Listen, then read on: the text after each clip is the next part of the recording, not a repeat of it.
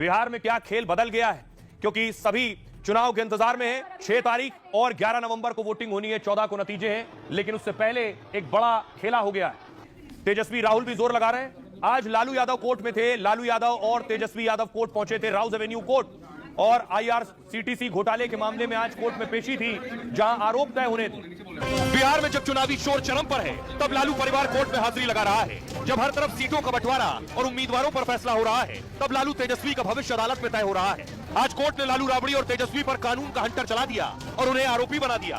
तो क्या इस फैसले से चुनाव का रुख बदलेगा? बिहार में क्या भ्रष्टाचार ही मुद्दा बनेगा? लालू प्रसाद यादव चारा घोटाले में भी आरोपी हैं। अभी लैंड फॉर जॉब के मामले में भी आरोप तय हो रहे हैं। लालू के लाल सत्ता का स्वाद चखना चाहते हैं, लेकिन उनके सपनों पर पानी फिरता दिख रहा है। वजह है जंगल राज के बाद घोटालेबाज का तमगा। आज सुबह सुबह लालू राबड़ी तेजस्वी जल्दी कोर्ट पहुंच गए, लेकिन 10:30 बजे लालू परिवार को तब बड़ा झटका लगा जब राउज एवेन्यू कोर्ट ने आईआरसीटीसी घोटाले में फैसला किया।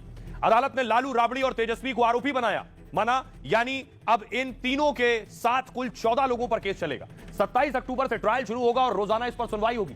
जज ने आईपीसी की धारा 120B और 420 में आरोप तय किए। भ्रष्टाचार निवारण अधिनियम की भी धाराएं लगाई गई हैं। आरोप साबित हुए तो 1 से 7 साल तक की सजा हो सकती है। कोर्ट ने माना है कि राबड़ी तेजस्वी को कम कीमत में जमीन दी गई, कॉन्ट्रैक्ट देने के एवज में यह सब लालू की जानकारी में हुआ। जज ने सीबीआई के आरोप पढ़े और इन्हें केस चलाने लायक समझा है। जज बोले सीबीआई ने सबूतों की सीरीज पेश की है, कोर्ट आरोप तय कर रहा है। कोर्ट ने लालू यादव से पूछा, क्या आप अपना अपराध मानते हैं? जवाब में लालू ने कहा, नहीं, हम मुकदमे का सामना करेंगे। जज ने ऐसा ही सवाल राबड़ी देवी और तेजस्वी से भी पूछा, मगर राबड़ी देवी और तेजस्वी यादव ने कहा, यह गलत केस है। लालू यादव उस वक्त रेल मंत्री हुआ करते थे जिस वक्त का यह घोटाला है। लालू यादव पर आरोप लगे कि उन्होंने कैसे रेल मंत्री रहने के दौरान यह करप्शन किया है। ये मैं आपको आसान भाषा में बताऊं। इसकी शुरुआत होती है यहां से। ये आप देख रहे हैं लालू यादव थे रेल मंत्री, और ये आप देख रहे हैं सुजाता होटल। आईआरसीटीसी घोटाले का मामला यूपीए सरकार के दौरान का है। जब लालू यादव 2004 से 2009 तक रेल मंत्री हुआ करते थे, तभी रेलवे के आईआरसीटीसी की 2 होटलों की लीज का मामला था, जिनका कॉन्ट्रैक्ट के बदले लालू पर जमीन लेने का आरोप है। चार्जशीट और आरोप के मुताबिक घोटाला कंपनी टू कंपनी हुआ है। दरअसल हुआ क्या, 2005 में तय हुआ कि आईआरसीटीसी के 2 होटल किराए पर चलेंगे। एक होटल झारखंड के रांची और एक ओडिशा के पुरी में था। होटलों को किराए पर देने के बाद पटना में जमीन की बिक्री हुई। बिहार के दानापुर में 3 एकड़ यह जमीन सुजाता होटल्स की थी, यानी सुजाता होटल्स की यह जमीन थी। बेशकीमती जमीन को डिलाइट मार्केटिंग कंपनी ने लिया। सुजाता और डिलाइट मार्केटिंग में सौदा 1 करोड़ 47 लाख में हुआ।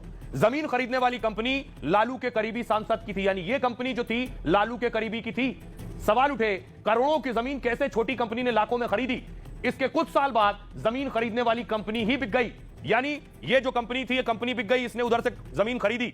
अब इस कंपनी के शेयर लारा प्रोजेक्ट्स नाम की कंपनी ने खरीद लिए। लारा प्रोजेक्ट्स का मालिकाना हक राबड़ी और तेजस्वी के पास था, यानी राबड़ी तेजस्वी ने सिर्फ 64 लाख रुपए में डिलाइट कंपनी खरीद ली।